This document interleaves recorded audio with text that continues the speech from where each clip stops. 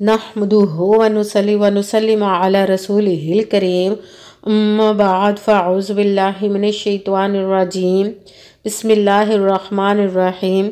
मेरे मुअज़्ज़ज़ सामाईन इकराम, अस्सलामु अलैकुम व रहमतुल्लाहि व बरकातुहू। मैं अपने रब कायनात से ये दुआ करती हूँ कि मेरे जितने भी सुनने वाले हैं, रब कायनात सबको सेहतमंद, तंदुरुस्त और लंबी ज़िंदगी अता फरमाए। हम सब के हर मुश्किलों, परेशानियों, तंगदस्तियों में मेरा रब कायनात हमारी मदद अता फरमाए। हमें ज़हनी, रूहानी, जिस्मानी अज़ियत और तकलीफ़ों, बीमारियों से निजात अता फरमाए। हमें ज़हनी और रूहानी सुकून अता फरमाए। हमें बीमार दुनिया से बचाकर बीमार मदीना बनाए। और जो हम सब के हक़ों में बेहतर है, मेरा रब कायनात हमारे लिए वो अता फरमाए। और जो हमारे हक़ों में बेहतर नहीं, उसका ख्याल भी हम सब के दिलों से निकाल दे और हम सब को अपनी रज़ा पर राज़ी रहने वाला बना दे। आमीन सुमा आमीन। माशाल्लाह से आज रमज़ानुल मुबारक की 14 तारीख और पीर का दिन है। 14वां रोज़ा है। जो बंदा रब को इसके इस नामों से पुकारता है तो अल्लाह पाक इससे राज़ी हो जाता है। आज अल्लाह समद का वजीफ़ा मैं आप लोगों को बताऊंगी। इस वजीफ़े को पढ़ते ही आप अपनी ज़िंदगी की तमाम हाजात को पूरा करवा ले रब कायनात से। आज इस वजीफ़े को पढ़कर अपनी ज़िंदगी की हर मुश्किल को दूर करवा ले। अल्लाह ताला ते हर अपनी ख्वाहिश पूरी करवा ले। ये बहुत ही पावरफुल वजीफ़ा है अल्लाह समद का, जो मैं आज आप लोगों को बताने लगी हूँ। इस वजीफ़े को आप अपनी ज़िंदगी के किसी भी मसले, किसी भी हाजत के लिए पढ़ सकते हैं। अगर आपकी औलाद नहीं, उसके लिए पढ़ना चाहें, आपकी औलाद नाफरमान है, आपके घर में लड़ाई झगड़े रहते हैं, आपके घर में बहुत गरीबी मुफलसी है, उसके लिए पढ़ सकते हैं। रब कायनात के गैबी ख़जानों से दौलत लेने के लिए, कोई बीमार है या आप खुद बीमार है, उसके लिए पढ़ सकते हैं। किसी की शादी नहीं हो रही है, उनके बच्चों की शादियां नहीं हो रही है, उसके लिए पढ़ सकते हैं। मतलब किसी भी मकसद, किसी भी हाजत के लिए आप इस वजीफ़े को पढ़ सकते हैं। ज़िंदगी के बहुत सारे मसाइल होते हैं, इन सब के लिए आप इस वजीफ़े को पढ़ सकते हैं, मगर पढ़ने से पहले यकीन कामिल रखना है रब कायनात की ज़ात पाक पर। कहते हैं कि यकीन कामिल होता है, पीर कामिल नहीं होता। और अच्छी नीयत रख के कीजिएगा कि रब कायनात कुरान पाक में इरशाद फरमाता है कि इन्नमल आमालु बिन्नियात, कि जो अमलों का दारोमदार होता है वो नीयतों पर होता है। अगर हमारी नीयत अच्छी है तो हमारा अमल भी अच्छा होता है, और अगर हमारी नीयत ही अच्छी नहीं तो हमारा अमल भी अच्छा नहीं होता, उसका हमें अजर, उसका फल अच्छा नहीं मिलता। सिर्फ हमें मेहनत करनी चाहिए, बाकी सब उसकी ज़ात पर छोड़ देना चाहिए। वो किस तरह करेगा, कैसे करेगा, ये शैतानी वसवसे जब हमारे जहनों में आ जाते तो हमें वो नाकामी मिलती है, कामयाबी कभी भी नहीं मिलती। इसलिए सब उस पर छोड़ दीजिएगा। उसकी दस्ते कुदरत से कोई चीज़ बाहर नहीं, उसके कुन कहने की देर है और फायाकुन हो जाती है। आपने 5 वक्त की नमाज की भी पाबंदी लाजमी रखनी है। अगर वीडियो अच्छी लगे तो इसको लाइक ज़रूर कीजिएगा और आगे भी शेयर कर दीजिएगा, ताकि किसी दूसरे को हमारी वजह से फ़ायदा पहुंचे तो हमारे लिए सदका जारिया बन जाए। और जो नए हैं इस चैनल पर, इस चैनल को सब्सक्राइब कर ले और बेल आइकन को भी दबा ले, ताकि मेरी अगली आने वाली वीडियो आप तक पहुँच सके। और वजीफ़ा करने से पहले कमेंट्स में अपना नाम और जहाँ आप रहते हैं उस जगह का नाम ज़रूर लिखिएगा, ताकि मैं भी आप लोगों के लिए दुआ कर सकूँ और फिर वजीफ़े की भी आप लोगों को इजाज़त मिल जाएगी। अगर कोई मुझसे किसी मसले के बारे में इस्तिहारा करवाना चाहते हैं, या किसी काम का हिसाब लगवाना चाहते हैं, या किसी काम के लिए वजीफ़े का पूछना चाहते हो, या महफिल पाक के लिए बुलवाना चाहते हैं, या कुरान पाक ऑनलाइन पढ़ना चाहते हो, तो व्हाट्सअप का नंबर वीडियो पर चल रहा है, आप मुझसे रब्ता कर सकते हैं। अगर मेरे भाई या बुजुर्ग रब्ता करना चाहते हैं तो व्हाट्सएप पर वॉइस मैसेज करके मुझे अपना मसला बता सकते हैं। बहनें या माएँ मुझसे रब्ता करना चाहती हैं तो वो व्हाट्सएप पर वॉइस कॉल करके मुझसे बात कर सकती हैं, अपना मसला बता सकती हैं।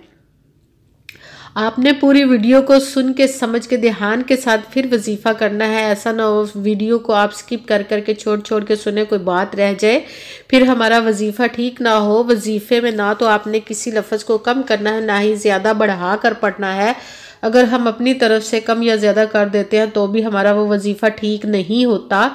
इसलिए जिस तादाद और जिस तरतीब के साथ मैं आप लोगों को वजीफ़ा बताने लगी हूँ, उसी तादाद और उसी तरतीब के साथ आपने इस वजीफ़े को पढ़ना है। जब वजीफ़ा पढ़ने लगे तो बिल्कुल खामोशी, तवज्जो, सुकून के साथ आपने वजीफ़ा पढ़ना है। वजीफ़े के दरमियान ना तो आपने किसी से बात करनी है, ना ही उठना है, اور نہ ہی فون استعمال کرنا ہے۔ وظیفہ مکمل کرنے کے بعد ہی آپ نے اٹھنا ہے اور بات کرنی ہے کسی سے، بالکل خاموشی سکون کے ساتھ آپ نے اس وظیفے کو پڑھنا ہے۔ آج کے دن آپ کسی بھی وقت کسی بھی جگہ پر بیٹھ کر اس وظیفے کو کر سکتے ہیں، گھر میں، آفس میں، مدرسے میں، مسجد میں، دکان میں، یونیورسٹی میں، کہیں پہ بھی بیٹھ کر آپ اس وظیفے کو پڑھ سکتے ہیں۔ آپ کسی نماز کے ساتھ پڑھنا چاہیں تو بھی ٹھیک ہے، اگر ویسے ہی پڑھنا چاہیں تو بھی ٹھیک ہے۔ آج کے دن آپ اس وظیفے کو ضرور پڑھ لیجئے گا۔ سب سے پہلے آپ نے باوضو ہو کر بیٹھ جانا ہے اور اپنے جس کام کے لیے وظیفہ کرنے لگے اس کی نیت کرنی ہے۔ سب سے پہلے آپ نے ایک مرتبہ درود پاک پڑھنا ہے، کوئی سا بھی درود پاک پڑھ سکتے ہیں، مگر بہتر ہے درود ابراہیمی جو نماز میں پڑھا جاتا ہے وہ ایک مرتبہ پڑھ لیجئے گا، اور اس کے ساتھ ہی اعوذ باللہ من الشیطان الرجیم بسم اللہ الرحمن الرحیم پڑھ کر اپنے وظیفے کو شروع کر لیجئے گا۔ سب سے پہلے نمبر پر جو وظیفہ پڑھنا ہے وہ ہے لا حول ولا قوت الا باللہ، لا حول ولا قوت الا باللہ، لا حول ولا قوت الا باللہ۔ اس کو آپ نے 11 مرتبہ پڑھنا ہے، 11 ٹائم۔ جب 11 ٹائم لا حول ولا قوت الا باللہ پڑھ لیا تو دوسرے نمبر والا وظیفہ آپ نے شروع کر دینا ہے، وہ ہے اللہ الصمد، اللہ الصمد، اللہ الصمد۔ اس کو آپ نے 11 مرتبہ 11 ٹائم پڑھنا ہے۔